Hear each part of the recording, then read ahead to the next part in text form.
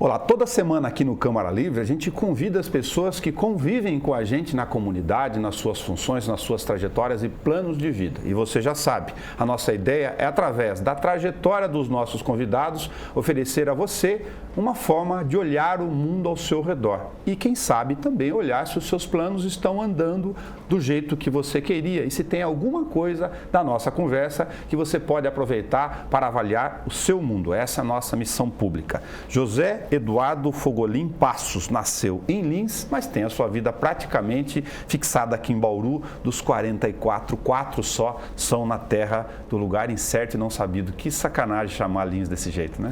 Na verdade, Lins é minha terra natal, né? Tem um carinho muito grande. É uma cidade que teve uma história, né, de vida, desde a época de Garavela. Os carnavais de Lins eram carnavais que eram referência na região. Tem um carinho muito grande. Minha família, o berço da família era de lá, meus avós, e cada filho foi montando o seu núcleo familiar. Praticamente eu tenho somente uma tia na cidade de Lins, mas o carinho por Lins é eterno e eu sempre, quando posso, passo pela cidade e visito familiares um pouco distantes.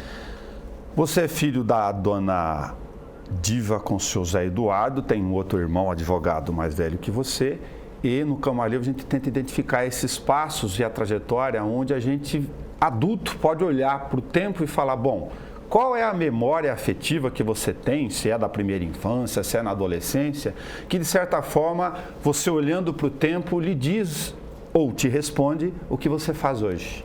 Na verdade, minha família foi uma família muito humilde, né? Meu pai era um vendedor autônomo, na verdade a família da região de Ribeirão Preto, São Simão. Meu avô, ele tinha um cartório, faleceu muito cedo e logo na sequência meu pai teve que trabalhar e na verdade foi quem deixou de estudar para ser o arrimo de família de um conjunto de 4 irmãos, sendo uma irmã adotada.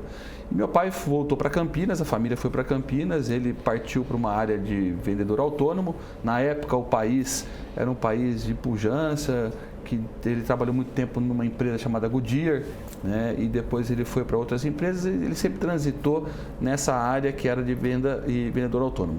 Era uma pessoa muito inteligente, que eu considero como uma das pessoas que estava um pouco à frente do seu tempo, não é porque é meu pai, mas pela característica que você analisa depois de certo tempo. Nunca estava contente com uma coisa só na vida e eu acho que eu puxei muito disso do meu pai.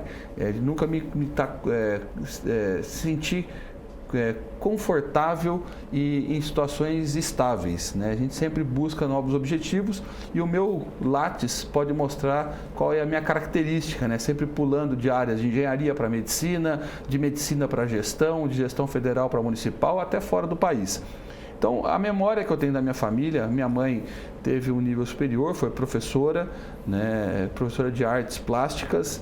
Durante muito tempo ficou muito focado para a área da cultura, ela sempre foi da área das artes, da cultura, e meu pai um lado mais do comércio, do mercado, de empreendedorismo. Não empreendeu, mas nunca deu certo em ser um grande empresário. Ele montou em Bauru uma das primeiras fábricas de brindes, a Bauru Brindes, que era de frente ao aeroporto. Durante um período não deu certo, mas o que eu trago na memória do lado do meu pai nunca está confortável na situação, sempre senti que você está aqui nessa vida para empreender, e empreender não é só no mercado, empreender é na vida. Eu acho que isso é importante. E de outro lado, minha mãe trouxe a questão da cultura, da arte, como a beleza da vida. Então, nós tivemos um núcleo familiar bastante humilde. No final da vida, meu pai estava empreendendo, ele tinha um bar no bairro Higienópolis, perto do Jornal da Cidade. E no final da vida dele foi onde ele passou grande parte da vida. Foi quando eu tive a maior oportunidade de ter contato com ele, né, nessa vida. Então, a lembrança que eu tenho da minha vida foi de uma família muito unida, uma família que tinha como legado, como herança, você tem que estudar, você tem que se tornar uma pessoa independente do ponto de vista de cultura, de religião, mas acima de tudo nós tivemos uma unicidade muito grande. Meu pai partiu cedo, né? Ele partiu, eu estava no 3º ano de faculdade, foi em 97 que ele partiu dessa vida. Tenho certeza de onde ele esteja, ele está olhando com bons olhos e cuidando, e a gente se uniu ainda mais. O meu irmão teve uma formação na carreira militar, fez uma escola preparatória de cadetes do Exército, depois a Academia Militar das Agulhas Negras, depois ele deixou para fazer direito aqui na cidade de Bauru e hoje ele é advogado. Então, a nossa família foi uma família que teve um lado bastante simples. Tua mãe é pianista e mexe com artista? Minha mãe ela é professora de piano e também professora de pintura, sempre mexeu com artes, né? E isso para nós foi um lado muito importante. Muito embora eu não tenha desenvolvido esta habilidade, mas é um momento da nossa vida que a gente sempre procurou tá próximo, e eu sempre tive um carinho muito grande, eu acabava assim tendo um reconhecimento muito grande por quem tem esse dom, né? Eu acho que é uma habilidade de uma natureza muito significativa. Então, o que eu tenho de lembrança é uma família simples, como de todo cidadão brasileiro, né? Na maioria do cidadão brasileiro, que teve que ter seus próprios caminhos conquistados. Eu tinha que fazer uma escola pública, né? Por que você escolheu engenharia aqui no meio do caminho? Escolheu é duro, né? Porque o jovem não tem dificuldade de escolher a profissão. Na verdade, é muito difícil você escolher o que você quer ser quando as opções elas são bastante limitadas. Na minha vida de ginásio, eu estudei em escola pública, estudei no Mercedes Paz Bueno, as maiores lembranças da minha vida vêm daquela época. Hoje tem juízes que saíram de lá, advogados, promotores, médicos da minha turma. E quando o Mercedes, no final da 8ª série, começou a ter greve, eu fui para um colégio chamado Colégio Interativo aqui de Bauru. E era muito interessante, porque nessa época eu não tinha dinheiro para pagar mensalidade, meu pai não tinha dinheiro para pagar mensalidade. Então foi 1 mês, 2 meses, 3º mês sem mensalidade, eu ia ser mandado embora do Interativo. E meu pai chegou para o diretor do colégio e falou: olha, eu vou ter que tirar meus filhos daqui porque eu não tenho condições de pagar. Então a apostila, eu ficava sem apostila durante 3 meses no colégio para isso. Só que eu tinha uma referência. Na vida a gente é feito de referências. E se eu não tivesse essa pessoa como referência no Interativo, talvez eu não tivesse conquistado algumas coisas. Que era um aluno exemplar, hoje é médico em São Paulo, filho de um médico aqui de Bauru, tinha 80 questões no simulado, ele fazia 79, eu fazia 78. E a gente disputava quem tiraria a maior nota na sequência. E isso fez com que talvez tenha me levado a essa questão de prestar o ITA. Porque quando meu pai chegou para um diretor, e eu faço questão de falar, o professor Marx, que é uma referência na minha vida, vou tirar os meus 2 filhos daqui. Ele falou: não, você não vai tirar os seus filhos daqui. Os seus filhos, olha a nota que eles têm aqui no colégio. Os seus filhos vão ficar aqui com bolsa e vão estudar no Interativo. E eu estudava de manhã e à tarde fazia a revisão didática lá na gráfica do Interativo no Cruzeiro do Sul. Então eu pegava os livretos, antigos livretos do Interativo, e fazia a revisão, e era uma forma de compensar o pagamento da escola e ao mesmo tempo eu estudava mais. Chegou no 3º colegial, eu e este aluno, a gente sempre disputando, então a gente estava entre os melhores alunos. Tanto é que eu era do primeiro C. Quem vinha do Mercedes, escola pública, era do primeiro C, que era o A, B e o C do colegial. E aí já me colocaram no A. Falaram: não, vamos tirar do C logo, que quem é essa pessoa que está no C errando uma questão de 80 questões de um simulado? E isso fez com que eu tivesse essa referência. Quando eu cheguei no 3º colegial, o Interativo falou: não, a gente quer que você preste o ITA, né? Até para a questão da escola. Para a escola, eu prestei medicina, porque o então colega meu estava prestando medicina, então foi uma referência. Você já tinha ideia, com 17 anos, que era medicina, que não, a engenharia foi por causa disso? Na verdade, a ideia que eu tinha era de quem... Por exemplo, minha mãe era servidora pública, né, professora, então, e eu, como eu tinha asma, minha lembrança era dos prontos-socorros do Hospital do Servidor em São Paulo. Toda vez que ia para São Paulo, passava Lençóis Paulista, eu começava a ter dispneia e chegava em São Paulo, a primeira noite, com certeza era no Hospital do Servidor Público. Resolveu a asma? Resolveu a asma e, ao mesmo tempo, eu fui para a área médica. Então, essa lembrança é muito forte na minha vida. Primeiro, de eu estar sentado aqui hoje conversando com você, Nelson, tem uma origem. E a origem foi justamente as provocações que a vida deu. Quando eu fui para a engenharia, eu lembro que eu peguei um ônibus da aviação Mantiqueira de Campinas para São José dos Campos, nunca tinha ido para não conhecia o Vale do Paraíba, e eu estava com uma mochila nas costas. errei o caminho à entrada do CTA, que é o Centro Técnico Aeroespacial, e parei um pouco mais adiante e voltei a pé na Via Dutra. Sim.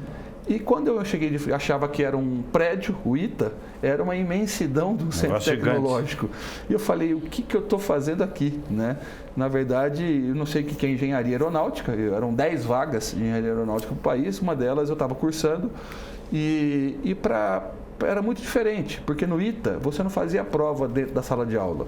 O professor entregava a prova para você, você ia para o seu quarto, marcava o tempo, com o livro fechado do lado, chamava disciplina consciente, e você voltava e entregava na casa do professor a prova depois do certo horário, fazendo ou não as questões. E isso me deu, naquele momento, uma visão de que realmente você tem que ser dono daquilo que você sabe e não sabe. E você tem que ser sincero consigo mesmo. Okay. Não adianta você burlar a sua própria vida. Então, eu fui para a engenharia. Durante o período que eu cursei engenharia aeronáutica de 1 ano, eu notei que não era a minha vocação. Até porque era um período em que a Embraer não estava privatizada, era um período de 94 em que você não tinha ainda um desenvolvimento no país do ponto de vista técnico e tecnológico, era muito dedicado à questão teórica, e aí eu optei em deixar o Instituto Tecnológico de Aeronáutica e voltar para a minha origem, para prestar medicina, que também não sabia ao certo qual era a especialidade, mas eu tinha uma vocação, não era humanas, né? Afinal de contas hoje eu lido mais com humanas do que com a questão biológica, e exatas eu já não tinha percebido qual que era. Deixa eu avançar um recorte com você aqui. A traumatologia, eu me lembro de uma entrevista com o Barradas, entre outras tantas que eu fiz, que ele virou para mim e falou, moço, a gente tem uma visão muito hospitalocêntrica da gestão de saúde. E por uma série de razões, a tecnologia acabou gerando uma série de avanços, mas nos gerou também um dado perigoso de ser refém dessa questão. Exatamente na área que você fez especialização. Acabei de levar um tombo com a lombar. Chegou no cara e falou, só fazer ressonância.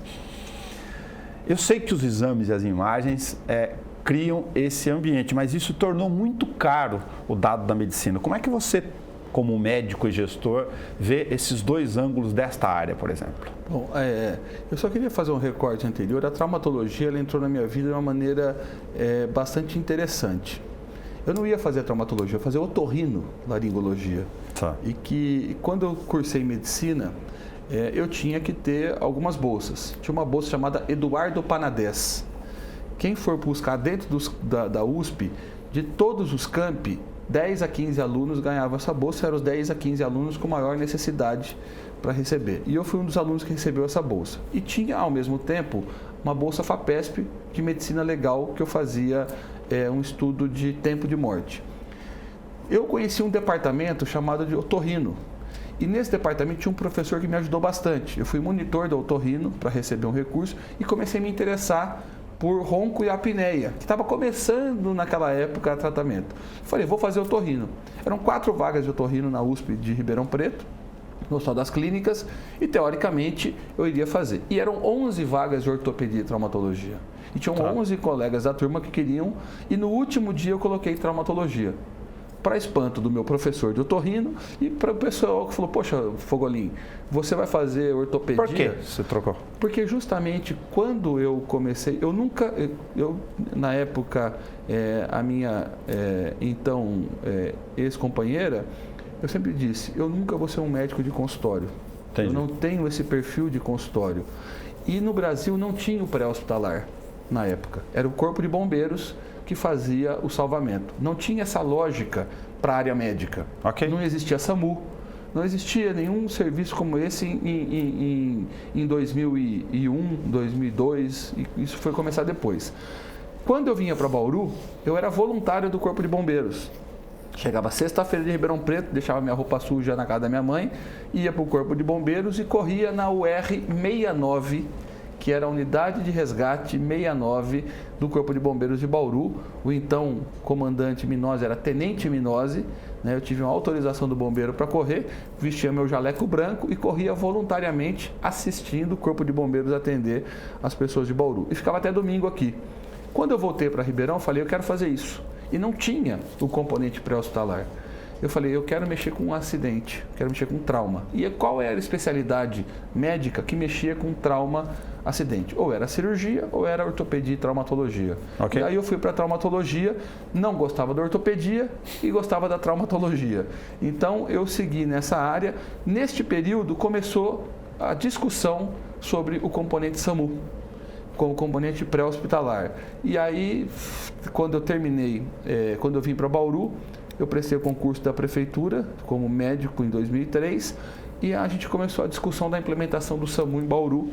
E eu entrei no SAMU de São Paulo, no SAMU de Bauru, no SAMU de Jaú e fui trabalhando no componente pré-hospitalar e me dediquei única e exclusivamente durante um longo período da minha vida ao atendimento de trauma. Tanto é que no começo, lá atrás, antes de ir para Brasília em 2008, eu era reconhecido como médico do SAMU. Sempre fui reconhecido como médico do SAMU aqui em Bauru, do componente pré-hospitalar. E me dediquei muito, me especializei nessa área, fiz vários cursos nessa área, inclusive o curso da SWAT, que é o atendimento de pré-hospitalar tático, transporte aeromédico, e fui uma das referências que fez com que eu fosse para Brasília, no Ministério da Saúde. Deixa eu ir recortando com você. Que relação você faz entre essa questão dessa visão, por exemplo, do Barradas, tem outras tantas, para retomar ela, entre a boa dependência e a necessidade da tecnologia dentro da traumatologia, que é uma das suas especialidades, e a medicina fica muito cara, não só por esta razão, mas por outras razões também. A incorporação tecnológica é uma moeda que tem dois lados bem claros, um lado caro e outro lado necessário. A medicina, assim como toda ciência, ela precisa da tecnologia para você avançar. Você não tinha diagnósticos anteriormente feitos de uma maneira precoce, sem a incorporação tecnológica. Só que na área da saúde, a tecnologia ela não é substitutiva. A tecnologia ela agrega custo. Por exemplo, se eu for trocar um celular hoje numa loja, eu entrego meu celular antigo, pego o celular novo, eu substituo a tecnologia. Em saúde não é assim. Você tem o custo profissional, que é o custo do profissional que faz a sua atenção, quem te diagnostica, que é o esteto, ouvir e auscultar. Antigamente eu tinha só essa tecnologia, a tecnologia da formação profissional. A partir do momento em que eu criei o primeiro raio-x, eu tinha a tecnologia profissional mais um raio-x. E depois veio o ultrassom. Ele não abandonou a tecnologia profissional, o raio-x e o ultrassom. E assim sucessivamente até a ressonância magnética. Então hoje, quando você vai num serviço de saúde ou num consultório médico, geralmente a tecnologia ela agrega. E isso tem um custo. Isso tem um preço dentro do orçamento então da saúde. E dessa forma, acontece não somente na traumatologia, mas como em qualquer outra especialidade. Eu fiz um levantamento do ponto de vista laboratorial, cerca de 85% dos exames laboratoriais solicitados no país são normais. Isso leva o quê? A um excesso de solicitação de exame, a uma formação necessária de escutar melhor o paciente ou realmente é uma necessidade comprobatória?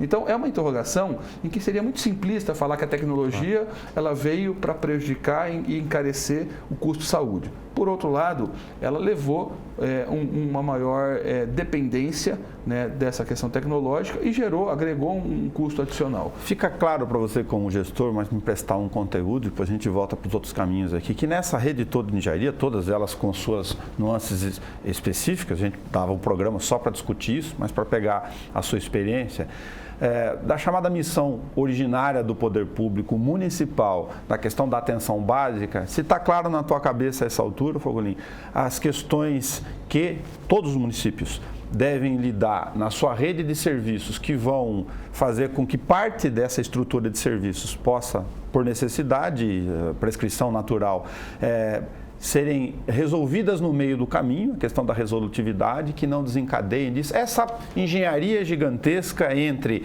como eu atendo primeiro, como eu tenho radiografia, banco de dados, regiões, epidemias, questão sanitária, o modo de vida proativo do médico, da equipe, isso entra para dentro do sistema, a porta de entrada lá na unidade básica, depois para a gente chegar nesse ponto, até chegar lá na ressonância magnética, no fundo, das cirurgias.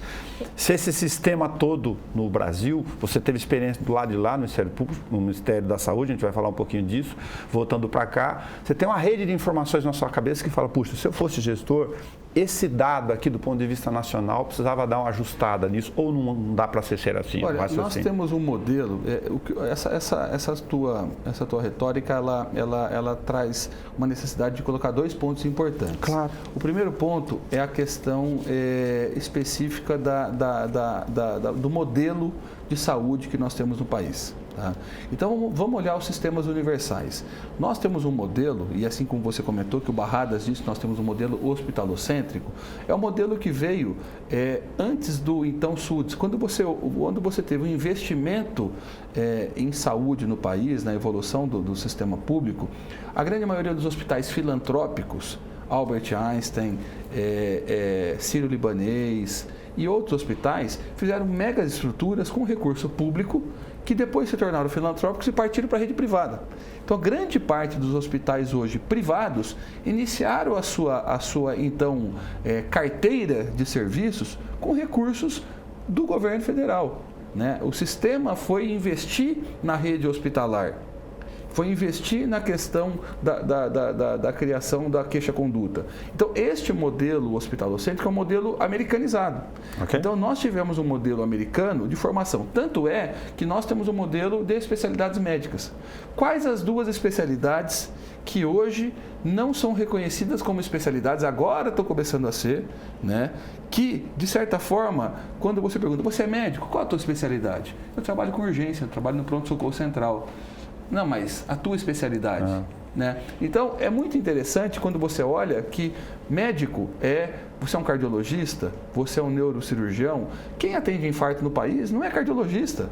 Quem atende infarto nesse país é o médico que está na porta. Quem atende AVC nesse país não é o neuro, é o médico que está na porta. Então, nós não tivemos um avanço na generalidade. Quais são as principais generalidades? O emergencista, que tem que ser um cara muito bom, e hoje quem é? É o recém-formado ou o final de carreira. E o médico generalista, que veio o medicina de família e comunidade, mas carece de ter um número maior de profissionais. Esses 2 tinham que ser carreiras. Esses 2, por quê? Não tem como você pagar consultório, pagar por consulta. As 2 carreiras principais nesse país generalidade, atenção básica, e urgência, o médico da porta. Essas 2 tinham que ser carreira. E aí nós tivemos esse modelo. Esse modelo queixa-conduta é o que hoje permanece na saúde pública do município de Bauru. Vamos pegar a nossa cidade. 62% da população bauruense passa na UPA. O restante passa nas 25 unidades da atenção básica, mais 10 unidades especializadas. Interessante, eu tenho 4 portas de urgência, com um pronto-socorro central 5, que atende mais de 60% da população no ano. E eu tenho 5 vezes isso e mais, que atende apenas 35% da população. Então, aonde que está essa inversão? Está porque nós temos um imediatismo, né, natural do ser humano em ter resposta e resultado. De um lado, a falta de acesso da atenção básica, a falta de baixa cobertura que nós temos ainda da atenção básica, que a gente procura aumentar, e por outro lado, a rapidez em que uma UPA, que de certa forma ela desestruturou a atenção básica, você dá. Porque você chegou numa UPA, você tem um médico que você atende e você sai com um exame de raio-x e um exame de sangue. Então, isso mudou. Esse é um lado do modelo que encarece o sistema de saúde. Por outro lado, vamos falar em tecnologia. Uma tecnologia que é uma tecnologia boa, saudável, informatização. A informatização, e que é um ponto em que que talvez seja o maior legado que eu estou deixando para Bauru, né, ao término dessa gestão, que nós já informatizamos toda a assistência farmacêutica, as 25 unidades básicas de saúde, já estamos em 2 UPAs e nós reduzimos a dispensação em duplicidade de 25% de medicamentos. Esse ano foi o ano que teve menor queixa de falta de medicamento, porque justamente a gente informatizou. Então, este é um lado bom da tecnologia, que o gestor consegue ter a informação. Qual era a informação que eu tinha até então? Uma planilha de Excel alimentada após o evento. Então, eu não conseguia fazer gestão. Hoje, eu tenho uma informação que me dá em tempo real a comparação entre a unidade do Cardia e a unidade do Otávio Razzi. Por que essa unidade tem o mesmo perfil epidemiológico que este, atende praticamente o mesmo e ela custa o dobro? do que aquela unidade. Então, o gestor que vem para Bauru nos próximos anos, ele vai ter condições de analisar o seu orçamento, de analisar a sua programação estratégica em cima de informações fiéis. E a gente está trazendo, a gente vai conseguir informatizar, terminar toda a informatização nesse ano para dar oportunidade para o próximo gestor. Agora, uma tecnologia que é uma tecnologia que eu não vejo como tão saudável, a judicialização. O mercado, né, que produz de uma maneira muito rápida uma série de medicamentos que, de certa forma, você tem a sua similaridade dentro do Sistema Único de Saúde e quem tem acesso a uma via de judicial consegue porque constitucionalmente tem um direito. Eu não estou cerceando o direito do usuário do acesso. Mas há muita discussão sobre a fila, de forma como ela é atravessada. Como ela é atravessada e de que maneira o mercado coloca isso de uma maneira que, será que é custo efetivo? Será que assim, eu não estou falando custo, valor, preço, mas a efetividade do tratamento. Então, são as duas formas da tecnologia que, de um lado, ela é prejudicial ao sistema, não só ao sistema público, inclusive ao sistema privado. Órtese e prótese, que é uma tecnologia também que é um bem credencial. Por exemplo, uma prótese de quadril. Se você leva sua mãe a um ortopedista e ele indica, eu uso a prótese de quadril azul, com essa prótese de quadril azul eu tenho o melhor resultado, você não vai questionar, mas é um bem credencial. Quem usa não é quem escolhe. Então, a partir desse momento, você está amarrado a um conjunto de um alinhamento que pode ser prejudicial ao sistema. Então, nós temos, como você disse, de um lado a tecnologia que é favorável ao sistema, como informatização, e de outro lado a tecnologia que é prejudicial. Como você lida com a característica de querer resolver coisas no seu tempo e o tempo nem sempre é aquele que faz? Como você lida com a angústia de ser gestor público, ter esse mapa todo dessas questões na mão e a resposta do tempo da máquina não ser a mesma que está dentro de você? Às vezes é rezar uma missa no inferno todo dia, né? Mas ao mesmo tempo às vezes eu sofro mais comigo mesmo. Porque a gente tem um certo imediatismo, existem tempos diferentes, existe um tempo político, existe um tempo da gestão e existe o tempo da população. Quando você lida com saúde pública, a expectativa de quem está do outro lado é resolver o problema da melhor forma possível, no menor tempo necessário. E isso para nós é bastante angustiante.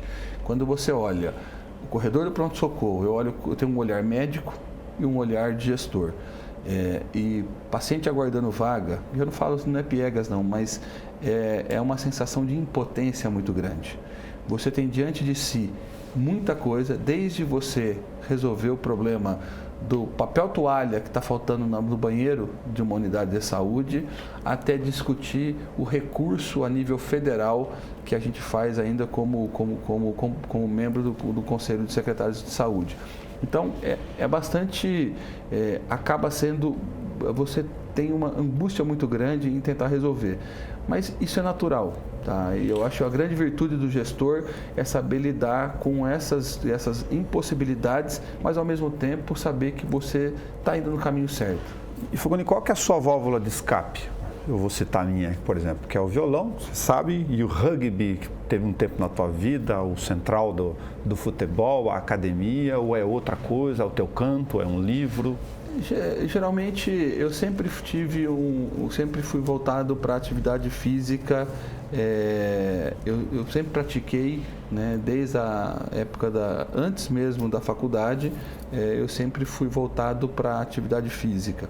Eu tenho um lado do esporte, né, que não é o lado da competição, mas geralmente eu tenho uma competição comigo mesmo. Sempre quando eu entro para fazer alguma coisa... Tem um pouco de academia aí, porque esse tamanhão com esse bíceps não se forma todo dia. Eu tenho o mesmo tamanho que você e não tenho braço nenhum. Tem praticamente já quase 20 anos. Hoje eu sinto bastante o peso de defesa da academia. Dói tendão, você não consegue fazer... O cérebro ele quer fazer uma atividade física, mas o corpo físico já não consegue. Mas eu sempre tive ambições comigo mesmo. Então, quando eu me proponho a realizar alguma coisa, eu vou até a última instância para tentar fazer o melhor. tentei fazer com bicicleta, comprei todos os aparelhos, capacete, roupa. Na primeira volta que fui dar, eu caí, abandonei. Falei, esse não é para mim. Então, sempre foi voltado para fazer o melhor, né? Não numa competição externa, mas aproveitar o tempo da melhor forma possível. Então, hoje, eu tenho 2 válvulas de escape. A gente aprende com o tempo que válvula de escape, na verdade, ela não é uma atividade física, não é viajar. Chama de catarse, então. É você ter o seu momento que realmente você consegue desopilar de uma maneira bastante tranquila. Hoje, eu tenho uma tranquilidade com a minha família. Fato que eu fiquei 10 anos longe da minha família, a gente paga, tudo na vida tem um preço. Se você quiser só estudar, você vai pagar por isso. Se você quiser só sair, você vai pagar por isso. Se você quiser só trabalhar, assim por diante. Sim. A vida, ela está aberta aos preços que forem ser pagos. E durante muito tempo eu vivi a gestão federal de uma maneira muito intensa e deixei passar algumas coisas, né? Tive perdas pessoais durante esse período e, ao mesmo tempo, com a própria família, né? Eu não vi o envelhecimento da minha mãe nesses 10 anos, que hoje você sente bastante. Então, são situações na vida em que você muda um pouco o foco. Hoje, eu consigo ter uma tranquilidade e olhar de uma maneira mais serena dentro de casa, né? Então, eu tenho, de um lado, atividade física, faço nos horários mais adversos, próximo das 11 horas da noite, né? Ou no começo da manhã, ou de madrugada, às vezes eu corro um pouquinho. Porém, de outro lado, eu procuro ter uma vida mais dentro de casa. Tenho o meu animalzinho de estimação, que é o meu maior companheiro das madrugadas, quando você tem a insônia do gestor, né? E, acima de tudo, procurar aproveitar um pouco mais os momentos com a família, que eu acho importante. Tenho um sobrinho... Tem sonho? Tenho. O meu sonho realmente o meu maior legado é ter filho, né? Eu acho que apostar no ser humano é você deixar um legado. Ter filho não no contexto biológico, né? Mas você deixar para a posteridade esse grande legado, que é passar para alguém. Assim, você acreditar na humanidade é você perpetuar a sua história. Como eu faço o recorte, eu vou fazer um outro aqui que dá um outro programa. É um risco, mas o bom do risco é você poder fazer perguntas no sentido da amplitude e abrangência do conteúdo. Você está lá na discussão da comissão tripartite, então eu vou emprestar para eles aqui a relação deles entenderem os gestores para discutir esse grande sistema desse serviço que a gente está recortando aqui, do municipal, do federal e do estadual, cada um com as suas responsabilidades. É justo a divisão de obrigações e financiamento? Obviamente que não. O Pacto Federativo ele é injusto para os municípios. Eu sempre digo que quando houve essa divisão federativa do país, as obrigações vieram para o município no contexto de saúde e o dinheiro ficou com a União, principalmente com o Estado. Quando a gente faz essa análise, só para o pessoal entender, o SUS, né, aquilo que eu atendo no pronto-socorro, aquilo que eu entrego no posto de saúde, ele tem 3 fontes de financiamento, 3 responsabilidades. Parte daquilo que é pago no pronto-socorro vem da União, parte que é pago vem do Estado e parte do que é pago é do município. Hoje, praticamente 70% de toda a saúde de Bauru, saúde pública, vem do dinheiro do Tesouro Municipal. É o município que põe o dinheiro. Cerca de 25%, 28% vem do governo federal. A União manda dinheiro para a UPA, a União manda dinheiro para o SAMU, a União manda dinheiro para o posto de saúde. E cerca de 2% a 3% vem do governo estadual. Então, essa é a divisão para todo mundo ver. Da onde vem? Quem está pagando a saúde de Bauru? É Bauru, é o município de Bauru, como é em Agudos, como é em Pederneiras, como é em Acanga e assim por diante. A grande questão é que quando você arrecada, e agora a gente começa a pagar imposto, né? A gente começa a pagar o IPVA agora, daqui a pouco tem o IPTU, tem uma série de impostos que a gente começa a pagar, imposto de renda e assim sucessivamente, o ISS e assim sucessivamente, a grande maioria vai para o governo federal e para o governo estadual. Se a gente pegar uma análise dos últimos 20 anos, a União ela reduziu 30% a 40% do que ela aplicava em valor físico de dinheiro na saúde e o Estado ele praticamente permaneceu o mesmo. O município cresceu 20%. Sim.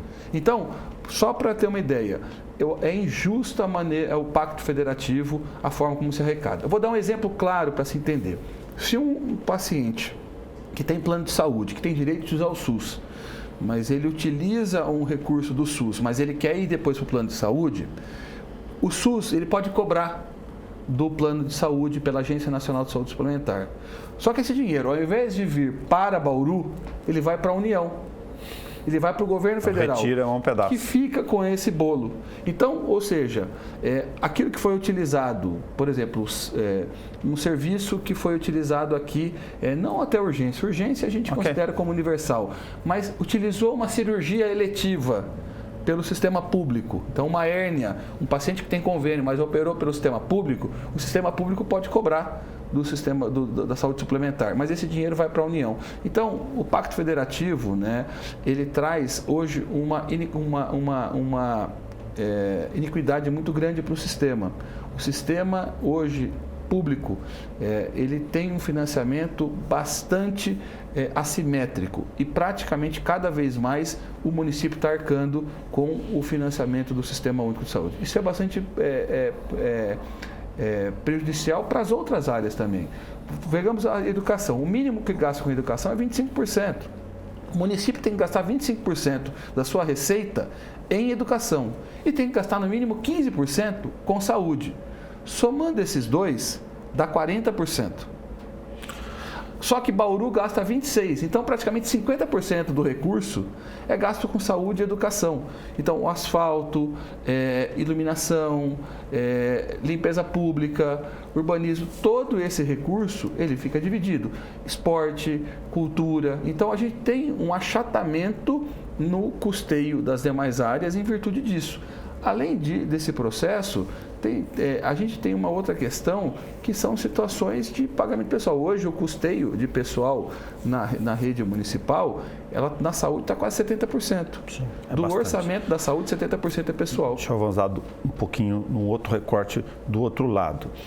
Todas as vezes que a gente vai fazer matéria de estratificação de serviços de saúde, aparecem lá, olhando pelo horizonte mais geral, origens relacionadas a álcool e drogas, serviço mental. As pessoas estão ficando cada vez mais doentes do ponto de vista das doenças da cabeça, usando a linguagem geral do dia a dia lá. É essa radiografia mesmo ou não é assim? Está correto o mito de que as pessoas estão ficando mais ruins da cabeça, por exemplo? Existe sim. Acho que eu estou usando o jargão popular. Existe sim um aumento da demanda em saúde mental, não da saúde mental do componente mais grave, como que é o componente bipolar, a esquizofrenia, a saúde mental mais severa, que eram as doenças então consideradas de saúde mental, que é o que o CAPS, antigo NAPS, atende. Ele está hoje dentro do sistema para atender essa gravidade. Existe outro conjunto de componentes de saúde mental que são de menor gravidade, mas que impactam diretamente na vida das pessoas, que é o próprio transtorno de déficit de hiperatividade, que pega a criança e tem um componente que afeta a questão da educação, da formação. Não que tenha que ser medicado em si, mas existe um distúrbio que o sistema hoje não está preparado para atender. Por outro lado, as crises como burnout, o excesso de trabalho, as questões do componente emocional, a dependência química, são várias situações que hoje a população está mais suscetível. Não que nunca existiu, mas hoje se torna cada vez mais evidente. Talvez também, de um lado, nós temos a oportunidade do acesso e de publicizar isso, e os números estão sendo mais evidentes. Por outro lado, até a conjuntura do cotidiano, a não garantia de emprego, a família e a pressão do ponto de vista socioeconômico, as situações de perdas familiares, nesse final de ano, as pessoas cada vez mais sozinhas, o envelhecimento tornando o idoso cada vez mais dependente e a sua depressão, as dores crônicas envolvendo o componente de depressão, que tem um sistema neuronal que é envolvido. Então, hoje nós vivemos um conjunto de fatores que levam a distúrbios de saúde mental, que de um lado levam à dependência, química, psíquica, e de outro à depressão. Por onde que a gente vê essas evidências? Pelos números. Nós temos números ano a ano de dependência, de uso de serviço em saúde mental vinculado a componentes de depressão menor e, por outro lado, um excesso de uma epidemia de medicalização do componente da saúde. Eu já sabia que com você ia abrir um monte de leque de perguntas na meio. Eu preciso te colocar uma com um exercício talvez mais futurista aqui para frente, talvez nem tanto distante assim.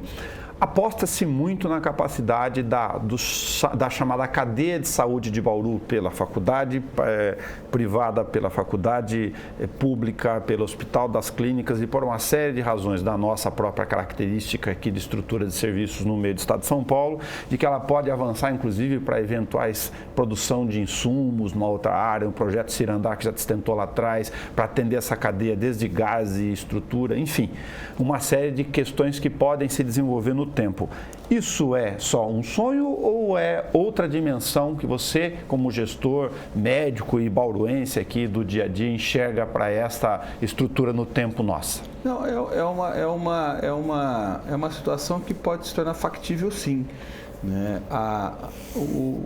Uma cidade como Bauru, que tem uma posição geopolítica estratégica, centro do estado de São Paulo, que tem um aeroporto que pode ter um desenvolvimento maior, que você tem uma logística bastante facilitada. Se você tiver, de um lado, uma possibilidade na área da saúde, a gente tem sim, Bauru tinha a Santisa, que produzia medicamento, né, que produz medicamento, que era um ponto importante. Por outro lado, você pega uma Universidade de São Paulo, né, que tem uma história num hospital de reabilitação, órtese e prótese, implante coclear. Você pode ter sim aqui o desenvolvimento, não apenas da distribuição, mas olhar a possibilidade desse desenvolvimento. O governo federal, e então ministro de tecnologia, ele colocou como uma possibilidade de utilizar um espaço para tecnologia assistiva. Bauru tem duas referências que são de gestão municipal, a Pai Sorri, e mais o Centrinho, que também atende pessoas com deficiência, o Lauro de Souza Lima, com os pacientes com sequela de mal de hanseníase, com órtese e prótese. Então, todo esse conjunto são de pessoas com deficiência. Então, a tecnologia assistiva, com a grande produção que não é universal, o país carece de tecnologia assistiva, então existe sim essa possibilidade e já vem tendo uma discussão com a Secretaria de Desenvolvimento Econômico. Por outro lado, aí eu entro num campo um pouco político, que não dá para você polarizar, aqui está a política, aqui está a gestão, né, e principalmente na área da saúde. Eu acho que Bauru pode entrar num alinhamento interessante, né? A Secretaria de Estado apoiando o governo municipal, tendo na abertura dos hospitais universitários aqui presentes e também no grande complexo base pronto-socorro central. Eu acho que Bauru pode entrar num alinhamento com o governo do estado bastante interessante do ponto de vista em resolubilidade de algumas questões que antes eram polarizadas principalmente pelo campo político. Muito bom. Você viu como é difícil fazer recortes, né? Porque o recorte, com quem tem uma trajetória com tantos setores e especialização, no seu caso, fica naturalmente uma ansiedade natural de ficar perguntando um monte de frentes. E eu quis guardar aqui um pedaço do seu caminho para o Câmara Livre, para a gente poder trazer a sua história até aqui. O que você diria para a dona Diva e o seu Zé Eduardo, se você pudesse, agora, nesse momento? Primeiro, o agradecimento. Eu acho que aquilo que eles ensinaram é que eu tenho um sobrenome. Acho que o maior legado que eu tenho, acho que a minha conquista maior, ela não está na conta bancária, ela não está no corpo físico. A minha maior conquista, ela está no meu RG, que é, acima de tudo, reconhecer que a gente tem uma história e, principalmente, acho que o maior banco da minha academia foi entre o Jardim Brasil e a Vila Higienópolis, andando de rolimã, entrando em casa, pegando a bicicleta, querendo ser motorista do Expresso de Prata. E durante muito tempo da minha vida, o meu sonho era ser motorista do Expresso de Prata. Eu morava perto e era uma maravilha ver aqueles ônibus saírem e ir para percorrer o país, o estado, andar para as estradas. Então, o que eu tenho para dizer para eles é que, acima de tudo, o que eles deixaram, eu procurei executar. Então, acima de tudo, a formação que eles me deram é aquilo que eu deixei. Não deixei nenhuma mágoa, graças a Deus. Quando eu estava no Ministério da Saúde, o último dia de Ministério da Saúde, nos últimos dias, eu fui chamado para o Tribunal de Contas da União para fazer uma apresentação sobre órtese e prótese. E cheguei na entrada do Tribunal de Contas da União, a pessoa que estava lá falou: o senhor já tem cadastro aqui? Eu falei: graças a Deus, nunca. É a primeira vez que eu venho aqui. Então, eu acho que vale a pena. Eu falei: tem? Não, é a primeira vez, o senhor não tem cadastro. Eu falei: muito obrigado, graças a Deus. Então, eu queria, acima de tudo, agradecer, assim como a dona Diva, são várias donas Divas nesse país, que deram, acima de tudo, para os seus filhos uma retidão, né? Aqui está o caminho, e você tem uma mochila e a minha orientação. Daqui para frente, você tem o livre-arbítrio. E o livre-arbítrio nosso, que ela me deu, eu pude trazer até hoje, que é poder dormir com a consciência tranquila. José Eduardo Fogolin Passos, obrigado por fazer esse recorte conosco aqui e que a vida lhe ofereça outros caminhos e que a gente possa trocar a nossa missão pública para aprender com a nossa própria trajetória. Eu agradeço, Nelson. Eu acho que, acima de tudo, eu tenho uma gratidão muito grande, né, por todos que passaram pela minha vida nesse período e, em especial, um reconhecimento à sua trajetória, ao seu jornalismo, um jornalismo de conhecimento, um jornalismo verdadeiro, e eu tenho um respeito muito grande e queria agradecer a oportunidade de estar aqui contigo. Muito obrigado. O Câmara Livre de hoje fez o retrato do nosso recorte com José Eduardo Fogolin Passos. Sorte, energia, luz. E para você que está em casa, até o nosso próximo encontro na próxima semana.